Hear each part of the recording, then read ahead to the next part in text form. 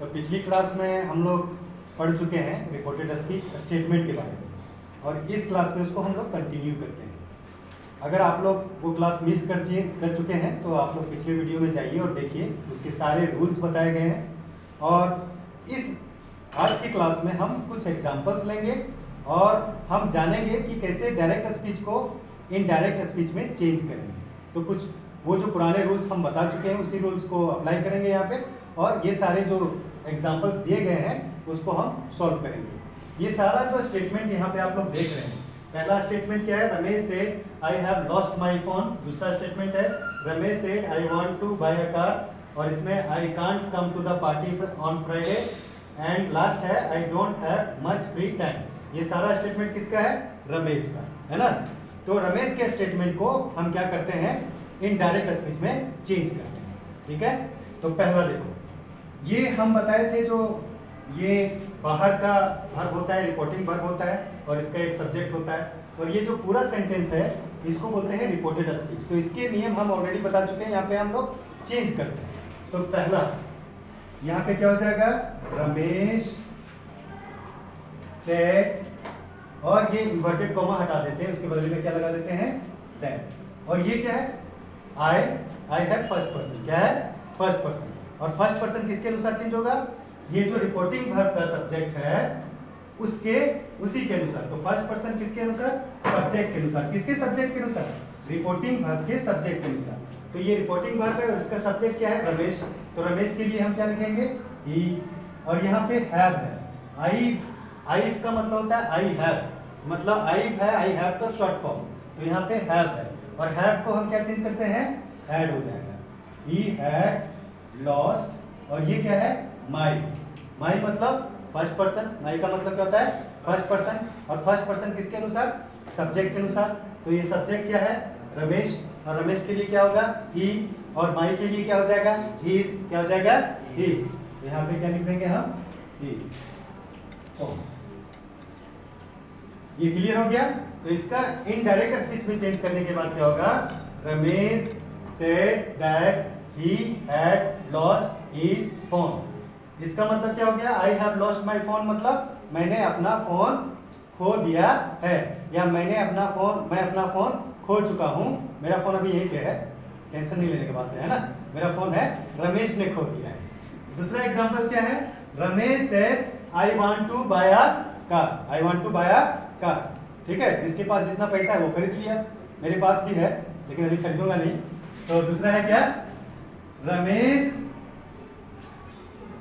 Said, inverted comma को हटा देंगे और क्या लगा देंगे, डैट। क्या लगाएंगे, अरे बोलो ना, डैट। वेरी गुड, क्या लगाएंगे, डैट। और ये क्या है, फर्स्ट पर्सन है।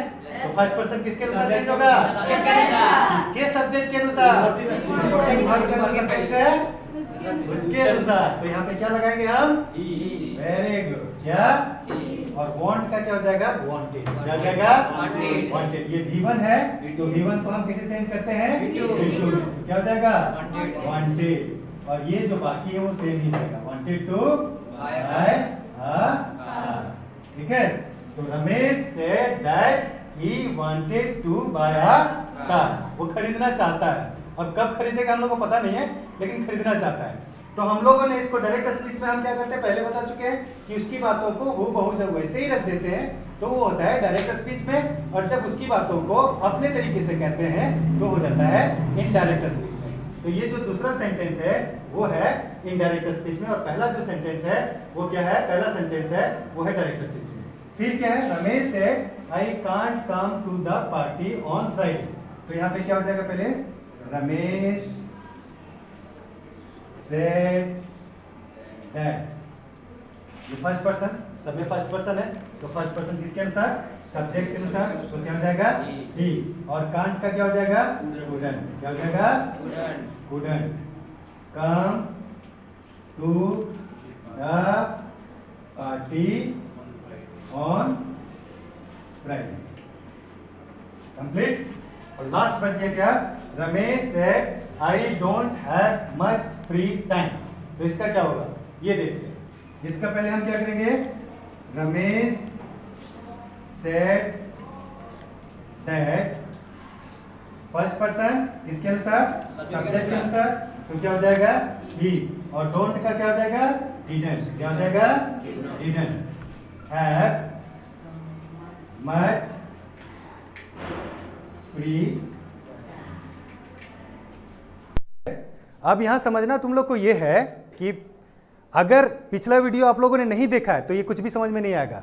पिछले वीडियो में हम सब कुछ बता चुके हैं। क्या बता चुके हैं कि फर्स्ट पर्सन सब्जेक्ट के अनुसार चेंज होता है, सेकेंड पर्सन ऑब्जेक्ट के अनुसार होता है, और third person no change. Reported speech के अंदर जो सब्जेक्ट होता है उसका रूल है, और रिपोर्टेड स्पीच के अंदर जो वर्ब है उसके भी कुछ रूल्स हैं कि उसमें जो है वो कैसे चेंज होता है, वो मैं बता चुका हूँ।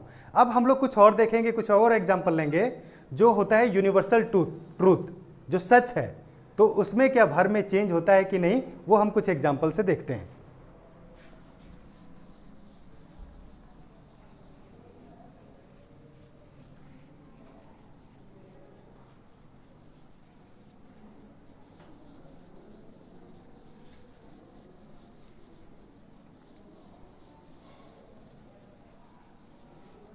देखिए यहां पे है you said earth goes round the sun. ठीक है, earth goes round the sun मतलब पृथ्वी जो है वो सूरज के चारों ओर चक्कर लगाती है। ये सच है ना, ये सच है, यूनिवर्सल ट्रूथ है कि पृथ्वी जो है सूरज के चारों ओर चक्कर लगाती है। और एक और एग्जांपल लेते हैं, he said honesty is the best policy.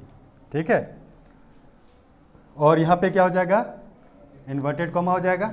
इसको पहले चेंज करते हैं, अकॉर्डिंग टू रूल आते हैं पहले, जो रूल बताया गया है। ठीक है, तो अकॉर्डिंग टू रूल के अनुसार क्या होना चाहिए, यू सेड दैट अर्थ, ये थर्ड पर्सन है। ठीक है, तो क्या हो जाएगा, अर्थ गोज का क्या हो जाएगा, went, earth went round the sun. ठीक है, लेकिन ये क्या हो जाएगा, गलत। क्यों होगा गलत, क्योंकि ये यूनिवर्सल ट्रूथ है, ये सच है, तो इसका जो वर्ब है ना उसमें कोई परिवर्तन नहीं होगा। तो इसका रियल में क्या बनेगा, you said that earth goes round the sun. समझ में आ गया, कोई दिक्कत।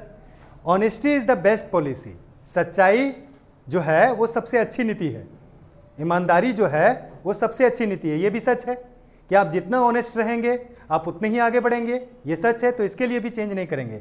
इसमें क्या लिखेंगे, ही सेड दैट, ये हो जाएगा honesty is the best policy.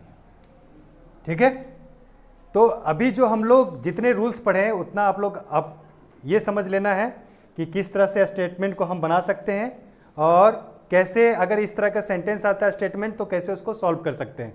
और मुझे पूरा विश्वास है कि जितना हमने एग्जाम्पल बताया है उसके हिसाब से आप लोग आराम से जो स्टेटमेंट वाला जो आपके पास अगर सेंटेंस आता है तो उसको डायरेक्ट से इनडायरेक्ट स्पीच में चेंज किया जा सकता है। और फिर भी अगर कोई भी सवाल या कोई भी सेंटेंस स्टेटमेंट वाला अगर आपसे नहीं बन पाता है तो आप ज़रूर हमें कमेंट बॉक्स में आप लोग कमेंट कीजिए कि ये सेंटेंस हमसे नहीं बन पा रहा है, तो हम ज़रूर उसको सॉल्व करेंगे। आज के लिए इतना ही है। अगले जो क्लास है, हमारा जो अगला क्लास होगा उसमें हम बताएंगे इंट्रोगेटिव सेंटेंस के बारे में, यानी क्वेश्चन के बारे में। जब आपसे कोई सवाल किया जाता है और वो जब डायरेक्ट स्पीच में होता है तो उसको हम इनडायरेक्ट स्पीच में कैसे बदलेंगे वो हम अगले क्लास में बताएंगे। और अगर आपको वीडियो पसंद आए, आप लोग को वीडियो पसंद आता है तो आप इसको लाइक शेयर करें और सब्सक्राइब भी ज़रूर करें।